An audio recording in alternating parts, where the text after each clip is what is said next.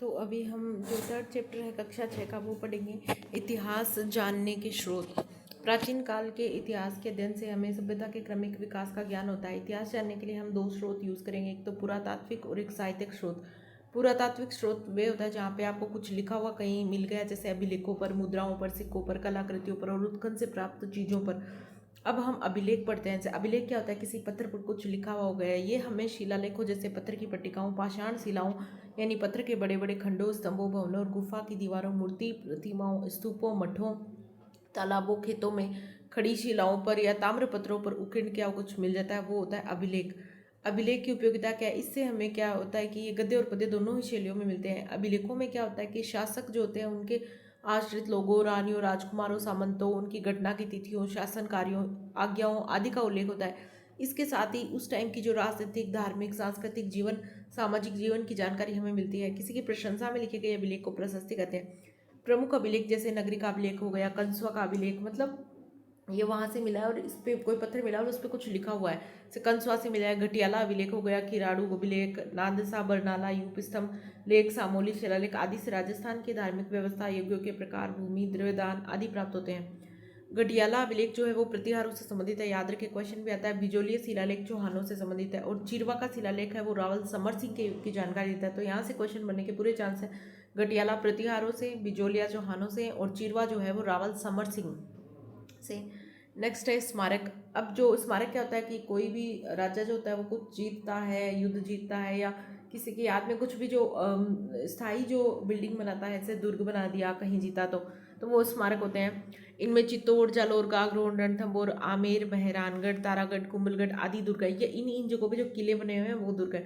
इनके अलावा भवन बने हैं, राजप्रासाद यानी महल बनाए हैं, सार्वजनिक भवन बनाए हैं, स्नानागार, जनसाधारण के घर, विहार, मठ, चैत्य, स्तूप, मंदिर, समाधि, बावड़ी, कूप आदि भी स्मारक हैं। ये सारे स्मारक में आ जाएंगे।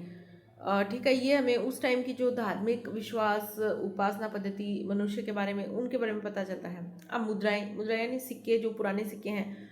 मुद्राओं अथवा सिक्कों, छापों या प्रतीकों से किसी भी काल विशेष की राजनीतिक, धार्मिक, आर्थिक स्थिति का पता चलता है। मुद्राओं पर अंकित चिन्ह, भाषा, लिपि, सन, संवत नाम से, धातु की शुद्धता, नापतोल आदि से हमें उस समय की समृद्धि का ज्ञान होता है। सिक्के राज्य एवं शासक की शक्ति के सूचक होते हैं। जैसे आहट से सिक्के मिले हैं, रेड, बेराट, रंग महल, सांबर, सुखाड़िया के उत्खनन प्राप्त सिक्कों और मुद्राओं से क्षत्रपों, मालव, चौहान, गुहिल आदि वंशों काल के राज्य, शासन, अधिकृत सीमा के बारे में जानकारी होती है।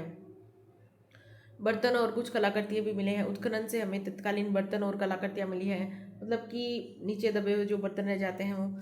कलाकारी में बर्तनों पर चित्रण किया हुआ है, खंभों पर खुदाई की हुई है, किवाड़ों एवं गोवाक्स यानी गोखड़ों की कारीगरी आदि भी देखने मिलती है।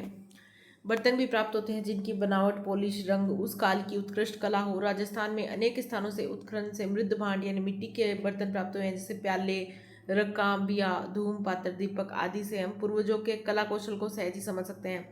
गणेश्वर नीमका थाना की ताम्र संस्कृति के अवशेष, जोधपुरा, जयपुर एवं नोहा भरतपुर से प्राप्त काले एवं लाल मृद भांड, आहड़ एवं गिलोट से प्राप्त प्रशस्त्र फलक आदि में कला कौशल है। ताम्रपत्र, तांबे के छोटे छोटे पत्रों पर खोदे गए लेखों को ताम्रपत्र कहते हैं। जैसे तांबे का कोई पत्ता है या पत्र है, उस पर जो खोदे गए लेख होते हैं उनको ताम्रपत्र कहते हैं। दान पुण्य से संबंधित होने से इन्हें दान पात्र भी कहते हैं। इनमें हमें शासक, उस काल, भाषा, पर्व, भूमि, नापतोल आदि के बारे में पता चलता है। साहित्यिक स्रोत, मतलब कोई बुक्स मिल गई कहीं पे, वो साहित्यिक स्रोत होते हैं। इतिहास जानने में साहित्य की बहुत भूमिका है। संस्कृत, हिंदी, राजस्थानी, उर्दू, फारसी सभी में साहित्य मिलता है। ठीक है, तो राजस्थान का प्राचीन इतिहास समझने के लिए वेद, पुराण, रामायण, महाभारत, बौद्ध, जैन ग्रंथ भी हेल्प करते हैं। 12वीं शताब्दी के उत्तरार्ध में जैनकृत पृथ्वीराज विजयी महाकाव्य से चौहानों की उपलब्धियों का वर्णन मिलता है। तो पृथ्वीराज विजय किसका लिखा हुआ है? जयानक का लिखा हुआ है, 12वीं शताब्दी के उत्तरार्ध का है और इससे चौहानों के बारे में पता चलता है। नयन चंद्र सूरीकृत हमीर महाकाव्य, तो हमीर महाकाव्य किसका है? नयन चंद्र सूरी से चौहानों के इतिहास के साथ साथ में उस समय की सामाजिक धार्मिक स्थिति भी पता चलती है। तो पृथ्वीराज विजय और हमीर महाकाव्य दोनों से चौहानों के बारे में पता चलता है। हमीर महाकाव्य महान है जिसकी आंखें नयन चंद्र सूरी, महाकाव्य महान है जो काव्य। राजस्थानी साहित्य में पृथ्वीराज रासो, अचलदास खिंचिरी वचनिका, पद्मनाथ कृत कानड़देव प्रबंध, बीकानेर के दलपत सिंह कृत दलपत विलास, दलपत विलास किसका है? दलपत सिंह का है। बीकानेर के दलपत सिंह कृत दलपत विलास, खीड़िया जग्गा कृत वचनिका आदि के अवशेष उल्लेखनीय है। खीड़िया जग्गाकृत वचनिका। ख्यात विषयक साहित्य में प्रसिद्ध राजपूत राजवंशों की स्थापना, राजाओं का वंशक्रम, राज्य क्षेत्र आदि का वर्णन होता है। ख्यात में क्या होता है कि जो राजपूत राजाओं के वंश की स्थापना हो गई, राजाओं का वंशक्रम हो गया, राज्य क्षेत्र हो गया, उसका वर्णन होगा। नैनसिरी ख्यात, बांकीदास के ख्यात, दयालदास के ख्यात, जोधपुर राज्य के ख्यात आदि हैं। फारसी, उर्दू, तवारीख इतिहास ग्रंथों से हमें विशेषतः मध्यकालीन राजस्थान को इतिहास में समझने में हेल्प मिलती है। कर्नल जेम्स टोड का annuls and antiquities of Rajasthan, ये इनकी बुक है कर्नल टोड की। पश्चिमी भारत की यात्रा, बूंदी के महाकवि सूर्यमल मिशन का वंश भास्कर, कविराजा श्यामल दास कृत वीर विनोद श्यामल दास का है। विश्वेश्वर नाथ रेव कृत मारवाड़ राज्य का इतिहास, गौरीशंकर हीराचंद ओझा लिखित उदयपुर, जोधपुर, सिरोही, डूंगरपुर, बांसवाड़ा और प्रतापगढ़ के इतिहास उल्लेखनीय है। तो annals antiquities of Rajasthan Tod का है। पश्चिमी भारत की यात्रा टोड का है। वंश भास्कर बूंदी के सूर्यमल मिशन का है। वीर विनोद श्यामल दास का है। मारवाड़ राज्य का इतिहास विश्वेश्वर नाथ रेव का है। और गौरीशंकर हीराचंद ओझा ने भी खूब इतिहास लिखे हैं। ये इनकी फोटोज हैं, आप देख सकते हैं। महामहोपाध्याय गौरीशंकर हीराचंद ओझा, कर्नल जेम्स टोड और कविराजा श्यामल दास। अभिलेख, ताम्रपत्र, पत्थर आदि पर खुदा हुआ लेख, उत्खनन, खुदाई, मृदबान, मिट्टी के बर्तन। वंश भास्कर के रचयिता है सूर्यमल मिशन, कहाँ के हैं? बूंदी के हैं। कविराजा श्यामल दास की पुस्तक है वीर विनोद। प्रशंसा में लिखे गए अभिलेख को प्रशस्ति कहते हैं। संस्कृत में उत्कीर्ण चिरवा का शिलालेख रावल समर सिंह के युग की जानकारी देता है। नेक्स्ट है राजस्थान के प्राचीन सभ्यता स्थल। सभ्यता स्थल क्या होता है कि पुराने टाइम में जो खुदाई में हमें कुछ पता चला है, वहाँ वो क्या बर्तन यूज़ करते थे, क्या उनकी संस्कृति थी, क्या उनके गहने थे, क्या उनकी और कोई रीति रिवाज थे। राजस्थान के प्राचीन सभ्यता स्थल। मानव जो स्वयं के बारे में सोचना छोड़कर दूसरों के बारे में सोचना शुरू करता है, तब वह समूह में रहकर कार्य प्रारंभ करता है। इसी से सभ्यता की शुरुआत होती है। समय के साथ सभ्यताएं विकसित होती हैं, किंतु समय परिवर्तन के साथ कुछ सभ्यताएं नष्ट भी हो जाती है, कुछ नया आकार बना लेती है। राजस्थान में भी ऐसी कई सभ्यता और संस्कृतियों के स्थल मरुस्थल और अरावली की नदियों के किनारे हैं। राजस्थान में मानव के प्रारंभिक क्रियाकलाप क्या थे, कब से प्रारंभ हुए, इसकी लिखित साक्ष्य उपलब्ध नहीं है। जिस काल का लिखित इतिहास उपलब्ध नहीं होता, उसके बारे में उत्खनन से प्राप्त सामग्री के आधार पर ही जाना जा सकता है। उत्खनन से प्राप्त प्राचीनतम साक्ष्यों में आवास स्थल हो गया, लकड़ी, अनाज, हड्डी, पत्थरों के अस्त्र, उपकरण है। चूंकि प्राप्त उपकरणों में पत्थरों के उपकरणों की संख्या अत्यधिक है, अतः प्रारंभिक युग को प्रस्तर युग कहा जाता है। प्रस्तर युग में मानव अपनी आवश्यकता पूर्ति के लिए जानवरों का शिकार करता था और जंगलों से कंदमूल एकत्र कर अपना पेट भरता था, अतः पत्थर से कुल्हाड़ी, गंडासा, छुरी आदि उपकरण बनाए। राजस्थान में प्रस्तर युग के उपकरण मुख्यतः बनास, गंभीरी, बेड़च और चंबल नदियों की घाटियों और शिलाश्रय में बहुतायत मिले हैं। राजस्थान में प्रस्तर युग के उपकरण मुख्यतः बनास, गंभीरी, बेड़च और चंबल नदियों की घाटियों और शिलाश्रयों में बहुतायत मिले हैं। प्रस्तर युग के बाद जो है वो ताम्र कांस्य काल आता है और उसके पश्चात वो है जो लोहा युग के अवशेष आते हैं। तो इनका क्रम पहले प्रस्तर युग, फिर ताम्र कांस्य काल और उसके बाद में जो है वो बनास, गंभीरी, बेड़च और चंबल में प्रस्तर युग के प्रमाण मिले हैं। प्रस्तर युग, ताम्र कांस्य काल और उसके बाद में लोहा युग के अवशेष प्राप्त हुए हैं। हम पूर्व में पढ़ चुके हैं कि मानव शिकार से पशुपालन और कृषि कार्य की ओर अग्रसर हुआ। पत्थर के स्थान पर उसने धातु के उपकरण बनाने प्रारंभ किए। धातुओं में सर्वप्रथम तांबे का उपयोग प्रारंभ किया। राजस्थान में ताम्र कांस्य सभ्यता के अवशेष कालीबंगा, गणेश्वर, आहड़ आदि क्षेत्रों से प्राप्त हुए। तो ताम्र और कांस्य सभ्यता के अवशेष कालीबंगा, आहड़ और गणेश्वर से मिले हैं। कालीबंगा सभ्यता के अवशेष फोटो में देख लीजिए। राजस्थान सभ्यता के प्राचीन केंद्र गंगानगर, इधर पीलीबंगा, रंग महल, बड़ा पोल और हनुमानगढ़ और गंगानगर की साइड ये देखो चार देख लीजिए आप। गंगानगर में बड़ा पोल हो गया, रंग महल, पीलीबंगा, कालीबंगा। सोथी सभ्यता बीकानेर, इधर झुंझुनू में सुनारी, सीकर में गणेश्वर, सीकर जयपुर में बेराठ, डीग और भरतपुर के बीच में दर सभ्यता, इधर टोंक में रेड और नगर सभ्यता, टोंक में रेड और नगर और चित्तौड़ में नगरी सभ्यता, बाड़मेर में तिलवाड़ा सभ्यता, भीलवाड़ा में बागोर सभ्यता, बाड़मेर में तिलवाड़ा सभ्यता, भीलवाड़ा में बागोर सभ्यता, राजसमंद में गिलुंड सभ्यता, उदयपुर में आहड़ सभ्यता। कालीबंगा पढ़ेंगे, ये अपने सारे एग्जाम में भी आता है। राजस्थान में दृश्यदती और सरस्वती नदी की घाटी में पुरातत्वविद अमलानंद घोष ने करीब 2 दर्जन पुरास्थलों की खोज की। इसमें हनुमानगढ़ जिले में घग्गर नदी के किनारे स्थित कालीबंगा प्रमुख है। बाद में डॉक्टर बीबी लाल और बीके थापर के निर्देशन में यहाँ खुदाई हुई।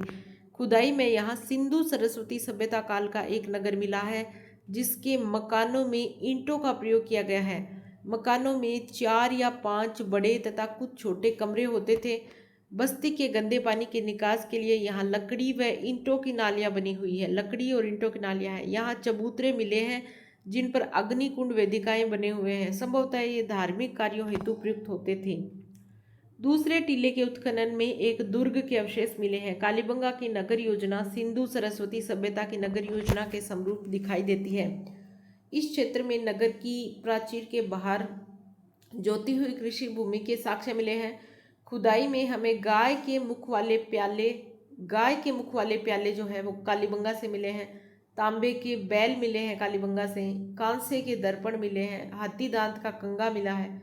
मिट्टी के बर्तन मिले हैं। कांच की मणियाँ और खिलौने मिले हैं। कालांतर में नदियों का पानी सूखने, जलवायु परिवर्तन और मरुस्थल के बढ़ने इत्यादि कारणों से यह सभ्यता उजड़ गई। आहड़ या अघाटपुर या आहड़ सभ्यता। उदयपुर के पूर्व में आहड़ यानी बेड़च नदी के किनारे 2 टीले दिखाई देते हैं, जिसको स्थानीय लोग धूलकोट कहते हैं। उदयपुर के पूर्व में आहड़ या बेड़च नदी के किनारे 2 टीले हैं, जिसको स्थानीय लोग धूलकोट कहते हैं। यह बस्ती पहले तांबावती के नाम से जानी जाती थी। आहड़ जो है इसको ही पहले ताम्रवती या तांबावती कहते थे। ऐसा प्रतीत होता है कि तांबे के औजारों के निर्माण का केंद्र होने के कारण इसका नाम पड़ा। 10वीं या 11वीं शताब्दी में इसे अघाटपुर के नाम से जाना गया। ये देख ली मृण मूर्ति आहड़ संग्रहालय से ऐसी मिली है, देखिए मृण मूर्ति। यहाँ से प्राप्त मकानों की दीवारें पत्थर मिट्टी से बनी हुई है, जिनकी छत बांस और केलू से बनी है।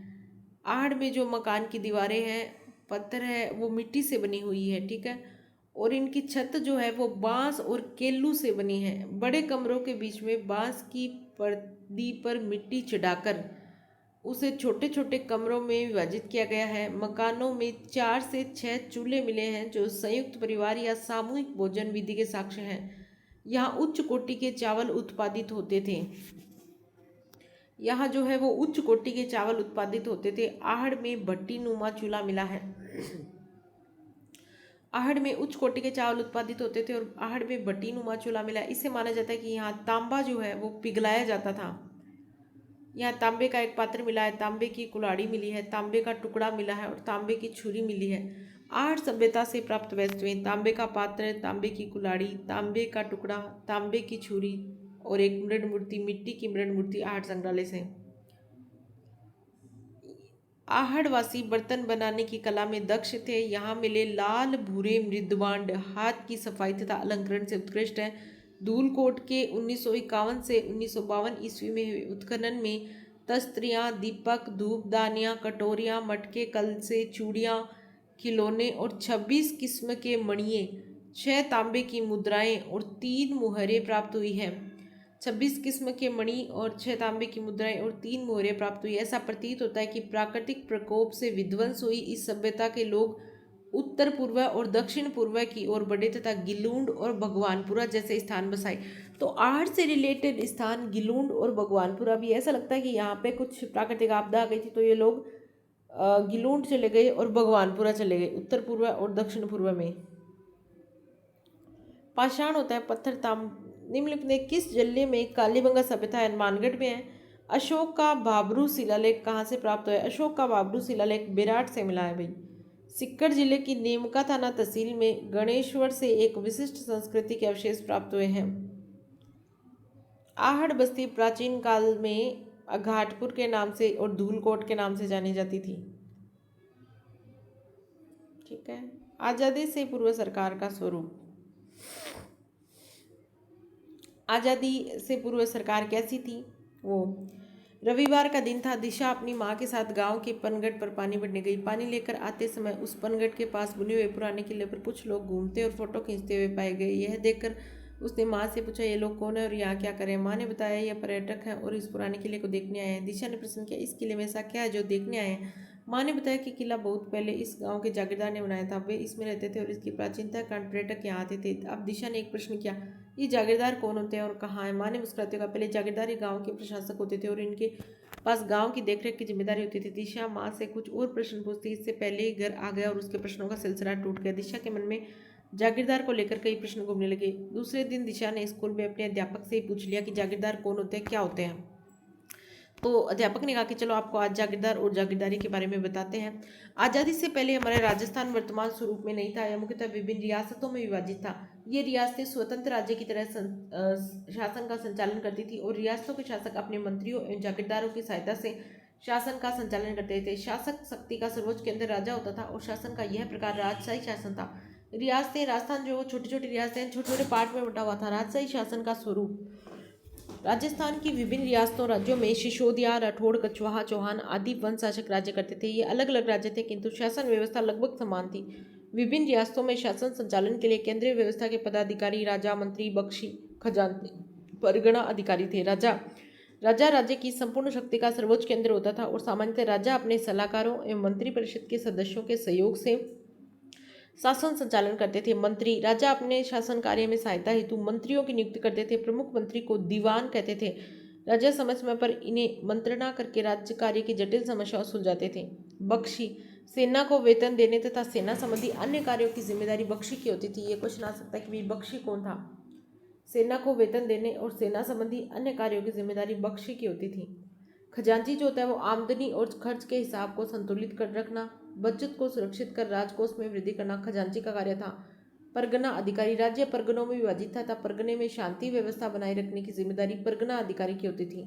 शांति व्यवस्था बनाता था परगना अधिकारी। ग्राम जो है राज्य की सबसे छोटी इकाई थी और ग्राम का प्रशासन ग्राम पंचायतें करती थी। जागीरदारी व्यवस्था, एक व्यवस्थित राज्य के लिए प्रशासनिक व्यवस्था अनिवार्य तत्व है। राजस्थान के मध्यकाल का संपूर्ण शासन तंत्र राजा और जागीरदारी व्यवस्था पर आधारित था। राजस्थान की जागीरदारी व्यवस्था रक्त संबंध एवं कुलीय भावना पर आधारित प्रशासनिक और सैनिक व्यवस्था थी। राजस्थान में जागीरदारी व्यवस्था का मूल तत्व था कि राजा की मृत्यु के बाद बड़ा पुत्र राजा बनता था। राजा अपने छोटे भाइयों को जीवन यापन के लिए भूमंडी आवंटित करता था। भाई बंधु को दी गई इस भूमि का स्वामी जागीरदार कहलाता था। राजा अपने छोटे भाइयों को जीवन यापन के लिए भूमि आवंटित करता था। भाई बंधु को दी गई इस भूमि का स्वामी जागीरदार कहलाता था। जागीरदार का कार्य उस जागीर की सुरक्षा और उसका संचालन था। बाद के समय में योग्यता के आधार पर जागीरें दी गई। कक्षा में बच्चे सुन रहे थे, तभी पूछा कि यह व्यवस्था कब से प्रारंभ हुई, इसके बारे में बताएं। जागीरदारी व्यवस्था का प्रारंभ कब हुआ, इस संबंध में कोई निश्चित मत नहीं है, लेकिन राजस्थान में इसका विकसित और स्पष्ट स्वरूप राजपूतों के शासनकाल से प्रारंभ हो गया था।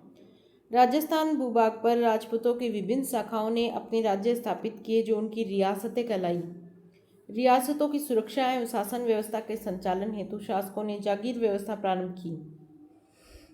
विभिन्न शाखाओं में अपने राज्य स्थापित कर लिए थे और वो उनकी रियासतें थी। तो रियासतों की सुरक्षा और शासन व्यवस्था का संचालन जो है वो उसके लिए उन्होंने जागीर व्यवस्था प्रारंभ की। जागीरदारी व्यवस्था का स्वरूप, राजस्थान में ये रक्त संबंध पर आधारित सहगोत्रीय कुलीय व्यवस्था थी। जागीरदारी व्यवस्था के बारे में पढ़े। राजस्थान में यह जागीरदारी व्यवस्था जो रक्त संबंध पर आधारित थी, सहगोत्रीय कुलीय व्यवस्था थी। राजा महत्वपूर्ण प्रशासनिक पदों पर जागीरदारों को नियुक्त करता था। राजा और जागीरदार के संबंध स्वामी और सेवक के नहीं होते थे बल्कि भाईचारे एवं सौहार्द पर आधारित होते थे। तीनों कथन सही है कि राजस्थान में जागीरदारी व्यवस्था का स्वरूप जो है वो रक्त संबंध पर आधारित था, कुलीय था, सहगोत्रीय था। राजा जो है वो महत्वपूर्ण प्रशासनिक पद जो है उस पर जागीरदारों को नियुक्त करता था।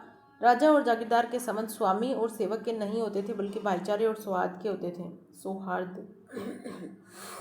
मध्यकालीन जागीरदारी व्यवस्था के स्वरूप में परिवर्तन। मुगल काल में मुगलों से संधि के कारण शासकों की जागीरदारों पर निर्भरता कम हो गई।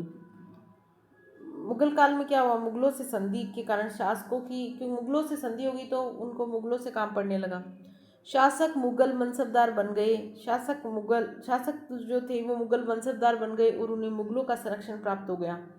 इससे शासक जागीरदारों के साथ स्वामी जैसा व्यवहार करने लगे। प्रारंभ में जागीरदार युद्ध एवं शांति के समय राजा को अपनी सेवाएं देते थे, लेकिन मध्यकाल में सेवाओं के साथ कर व्यवस्था निर्धारित कर दी गई, जिसका उल्लेख जागीर पट्टे में किया जाता था। मुगल शासन प्रणाली की कुछ व्यवस्थाओं का प्रभाव राजस्थान पर भी पड़ा। रियासतों ने अपने प्रशासन को परगनों और ग्रामों में विभाजित किया। रियासतों ने अपने प्रशासन को परगनों और ग्रामों में विभाजित किया। अंग्रेजों का शासन। अंग्रेजी राज्य की स्थापना के साथ ही भारत प्रशासनिक दृष्टि से दो भागों में बंट गया। पहला ब्रिटिश भारत और दूसरा रियासती भारत। ब्रिटिश कालीन भारत केंद्र शासित प्रदेशों एवं 11 प्रांतों से बना हुआ था। सभी प्रांतों के अलग अलग गवर्नर थे, जो कि भारत के गवर्नर जनरल के प्रति उत्तरदायी थे। 1857 की क्रांति के बाद ईस्ट इंडिया कंपनी का शासन समाप्त हो गया था। कंपनी का शासन समाप्त हुआ था, लेकिन जो शासन था वो क्राउन के हाथों में चला गया था। अब भारत के प्रशासन का सीधा नियंत्रण इंग्लैंड के ताज या संसद के नियंत्रण में आ गया। लॉर्ड कैनिंग को गवर्नर जनरल के साथ साथ भारत का प्रथम वायसराय नियुक्त किया गया। यहाँ से क्वेश्चन आता है कि भारत का प्रथम वायसराय कौन था, या 1857 के टाइम जो है वो गवर्नर जनरल कौन था? कैनिंग था। लॉर्ड कैनिंग को गवर्नर जनरल के साथ साथ भारत का प्रथम वायसराय नियुक्त किया गया। अंग्रेज सरकार द्वारा विभिन्न अधिनियम पारित करके भारत का शासन संचालित किया जाने लगा। 1935 ईस्वी में भारत सरकार अधिनियम, जिसे 1 अप्रैल 1937 ईस्वी को लागू किया गया, के द्वारा अजमेर मेरवाड़ा के प्रशासन में परिवर्तन लाया गया। अब क्या कि 1935 में एक भारत शासन एक्ट आयो, भारत सरकार मतलब अंग्रेजी सरकारी जी की एक कानून लेके आई 1935 में, बिन 1 अप्रैल 1937 में लागू करियो। इनके द्वारा राजस्थान में किए करियो कि अजमेर मेरवाड़ा का प्रशासन में कुछ चेंज कर दियो। अब इसे विदेश एवं राजनीतिक विभाग के स्थान पर भारत सरकार के गृह विभाग के अंतर्गत लाया गया। अजमेर मेरवाड़ा ने पहले तो विदेश और राजनीतिक विभाग के अंदर हो, लेकिन अब इन अजमेर मेरवाड़ा ने भारत सरकार के गृह विभाग के अंतर्गत ला दियो। गृह विभाग के अंतर्गत आने का प्रमुख प्रभाव यह हुआ कि अब इस क्षेत्र के सभी कानून संघीय कार्यपालिका द्वारा बनाए जाने लगे, न कि गवर्नर जनरल द्वारा। क्या भाई पहली जी यहाँ गवर्नर जनरल कानून बनाते हो विदेश और राजनीतिक विभाग में द्वारा, लेकिन गृह विभाग में आगे योजना जी की वह संघीय कार्यपालिका ही भी टाइम का वे लोग कानून बनाने लगे। तो वेरी इंपॉर्टेंट है लाइन। 1935 ईस्वी में भारत सरकार का अधिनियम, जिसे 1 अप्रैल 1937 को लागू किया गया, में राजस्थान में अजमेर मेरवाड़ा के प्रशासन में बिग चेंज किया गया। अब इसे विदेश और राजनीति विभाग से हटा करके भारत सरकार के गृह विभाग के अंदर डाल दिया गया। इसमें यह हुआ कि जो कानून बनाने के जो अधिकार था वो संघीय कार्यपालिका के पास चला गया, गवर्नर जनरल के पास नहीं रहा। देश की आज़ादी के बाद राजस्थान की एकीकरण की प्रक्रिया शुरू हुई। देश की आज़ादी के बाद में 47 में आज़ाद हो गया, फिर 48 लेके आपने एकीकरण की प्रक्रिया शुरू हुई। राजस्थान की प्रथम विधानसभा के लिए 1952 में चुनाव हुआ और टिक्काराम पालीवाल जो है वो प्रथम निर्वाचित मुख्यमंत्री बना। प्रथम विधानसभा के लिए 1952 में चुनाव हुआ और टिक्काराम पालीवाल प्रथम निर्वाचित मुख्यमंत्री बना। जागीर पट्टा वह पत्र जिसमें शासक द्वारा प्रदान की गई जागीर का उल्लेख होता है और जागीर पट्टा होता है। मनसबदारी वह मुगल काल में प्रचलित एक प्रशासनिक प्रणाली। मनसबदारी क्या होती है? मुगल काल में प्रचलित एक प्रशासनिक प्रणाली, निर्वाचित होता है चुना हुआ, सेना को वेतन देने और सेना संबंधी अन्य कार्यों की जिम्मेदारी बख्शी की होती थी। राजस्थान के प्रथम निर्वाचित मुख्यमंत्री टिक्काराम पालीवाल। ग्राम जो होता है वो राज्य की सबसे छोटी इकाई होती है। मनसबदारी मुगल कालीन प्रशासनिक व्यवस्था थी। जागीर पट्टा वह पत्र जिसमें शासक द्वारा प्रदान की गई जागीर का उल्लेख होता है। परगना अधिकारी शांति व्यवस्था बनाए रखता है। ठीक है, अब ज्योग्राफी हम बाद में पढ़ेंगे नेक्स्ट क्लास में।